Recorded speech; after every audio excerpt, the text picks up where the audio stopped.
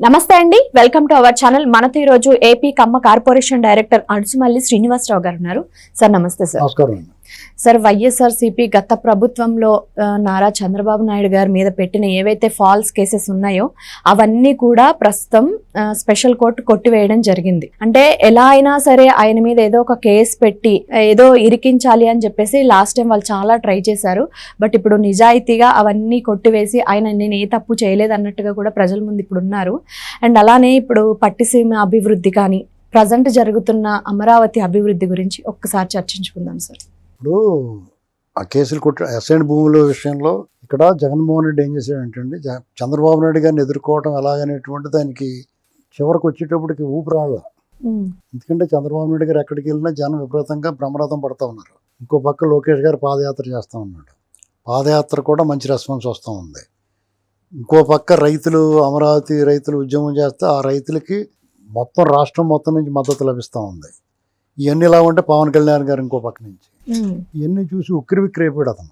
TDP Janasena కలవకూడదని అనుకున్నాడు అతను. కలిసి వాతావరణం కనపడుతుంది. ఇలాంటి పరిస్థితుల్లో టీడీపీని చెల్లాచెదురు చేసేస్తే జనసేన టీడీపీ కలిసి ప్రసక్తి ఉండదు. చంద్రబాబు నాయుడు గారు జైల్లో ఉంటే పార్టీని నడిపించేవాడు ఉండడో, తను ఈజీగా గెలుపు సాధ్యం అవుద్దని అనుకున్నాడు అతను. శ్రేణులని భయభ్రాంతులు గురవుతాయి అని చెప్పేసి అనుకున్నాడు. అనుకుని తెగబడ్డాడు.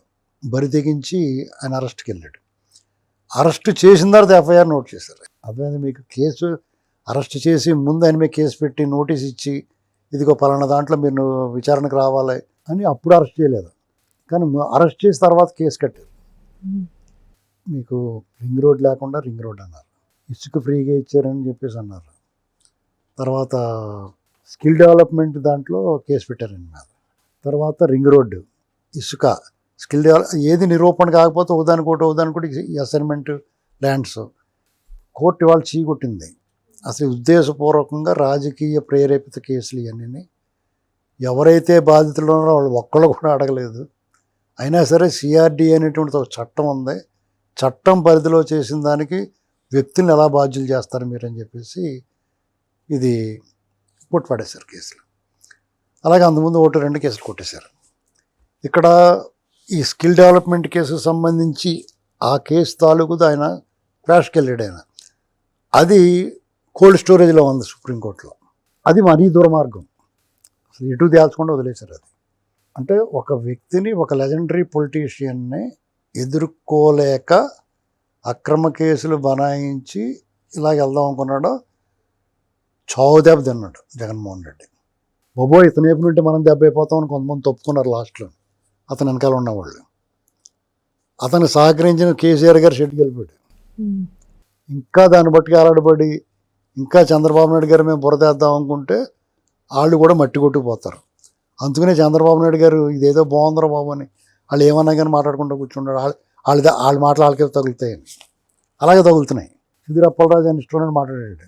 ఈ వాళ్ళు ఉత్తుపున్నాన్ని కోరి ఆ గోతులో దిగాడు. ఆ చిన్న యాక్సిడెంట్ అయింది. అతన్ని సరెండర్ చేసేస్తే అతనికి బెయిల్ ఇచ్చేవాళ్ళు కోర్టుకి అటెండ్ అయ్యేవారు. శిక్ష పడితే పడేది, లేకపోతే లేదు. సెటిల్మెంట్ చేసుకుంటే అయిపోయింది. చాలామంది చేసుకుంటారు అలా. కానీ మాల్ ప్రాక్టీస్ చేశాడు. ఆ కుర్రోడిని తప్పించడం, ఆ కుర్రోడి ప్లేస్ని ఇంకోని పెట్టడం, ఆ కుర్రోడిని అబ్స్కాండ్ చేయడం ప్రయత్నం చేయడం, ఇలాంటివన్నీ చేశాడు. చేసేటప్పటికి అతను కూడా నేరస్తాడు. అంటే ఇలాగే పొలమనేని వంశీ అయినా, పేరు నాని అయినా, జోగి రమేష్ అయినా, ఇలాంటి వాళ్ళందరూ కూడా వాళ్ళంతా వాళ్ళు గోతుల్లో దిగుతున్నారు. నిచ్చుని వేసుకుని దిగేస్తున్నారు గోతుల్లోకి మామూలుగా దిగలేక. ఈ కేసులే కాదన్నప్పుడు ఇసుక ఫ్రీగా ఇచ్చారు. అది కూడా ప్రభుత్వానికి వచ్చే ఆదాయం నువ్వు గండికొట్టావు కాబట్టి అని కేసెట్టారు. తర్వాత లిక్కర్ మీద కూడా పెట్టారు, మద్యం దాని మీద. ఇలా 1-2 అన్ని ఫాల్స్ కేసులు అన్నీ ఎగిరిపోయినాయి కొన్ని. ఇక్కడ ఆ మాటకు వస్తే ప్రభుత్వానికి వచ్చే ఆదాయాన్ని గండికొట్టారన్న దాని మీద ఇప్పుడున్న ప్రభుత్వం జగన్మోహన్ రెడ్డి మీద పెడితే ఖచ్చితంగా అతను కిక్కిరి మనకుండా కుక్కుని పేనులో పడి ఉంటాడు. అక్కడ ఇప్పుడు ఏంటో తెలుసా, సిఆర్డీఏ చట్టం చేసి రైతుల నుంచి అధికారికంగా భూములు సమీకరించి వాళ్ళతో ఒప్పందం చేసుకుని వాళ్ళకి డెవలప్మెంట్ చేసి ఇస్తానని ఒక ప్రభుత్వం రైతులతో ఒప్పందం చేసుకుంది. ఆ ఒప్పందాన్ని ఉల్లంఘించి అతను అమరావతిని పాడుపెట్టేసాడు.